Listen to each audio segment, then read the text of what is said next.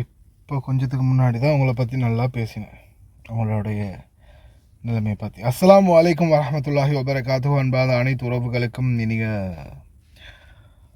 இரவு வணக்கம்.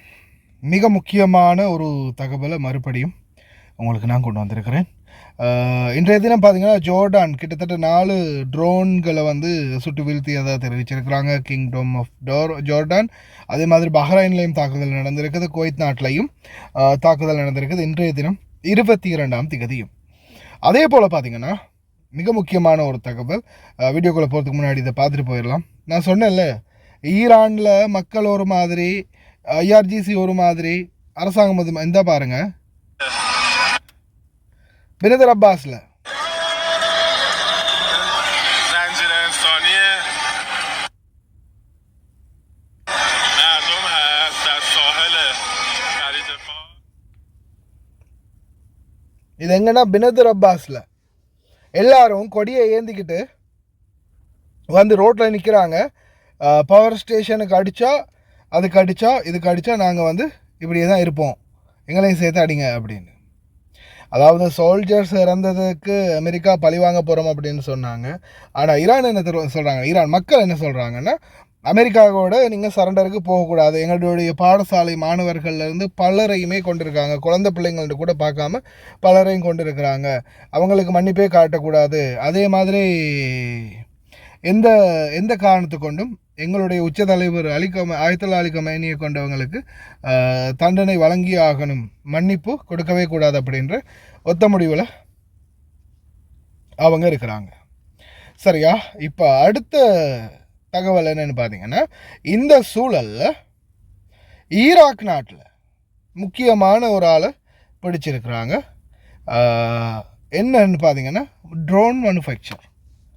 ஈராக்கில் இருந்து ட்ரோனை தயாரித்து, இந்த தீவிரவாத ட்ரோன் இருக்கு இல்லையா, தாக்குற ட்ரோன், அதை தயாரித்து அதை அனுப்புகிறாங்க.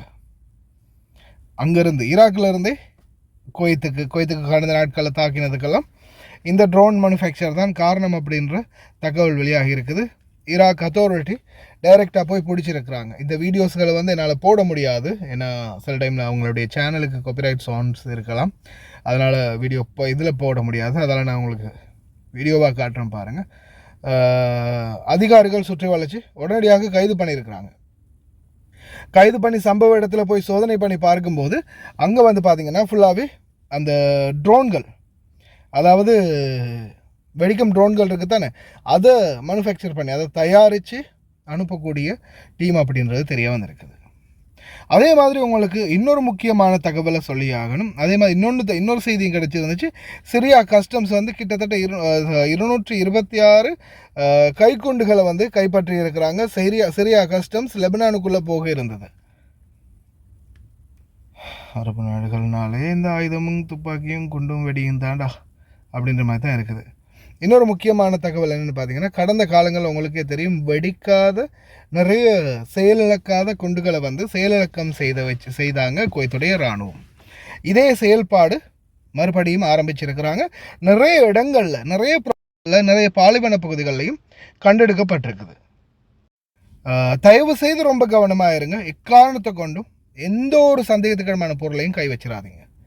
அப்படி ஏதாவது சந்தேகமான பொருட்கள் இருந்தால் உடனே 112க்கு கால் பண்ணுங்கள். தயவு செய்து ரொம்ப கவனம். இதையும் அவசர எச்சரிக்கையாக குவைத்துடைய சனா நியூஸில் வந்து பப்ளிஷ் பண்ணியிருந்தாங்க. அதே மாதிரி பார்க்கலாம், இப்படியே மாறி மாறி எதையாவது ஒன்று சொல்லிக்கிட்டே இருப்பானுங்க. இன்னும் ஒன்றும் முடிஞ்ச பாடு இல்லை. அந்த வீடியோ காட்சி இருக்குது, நான் கடைசியில் அட்டாச் பண்ணுறேன், பாருங்கள்.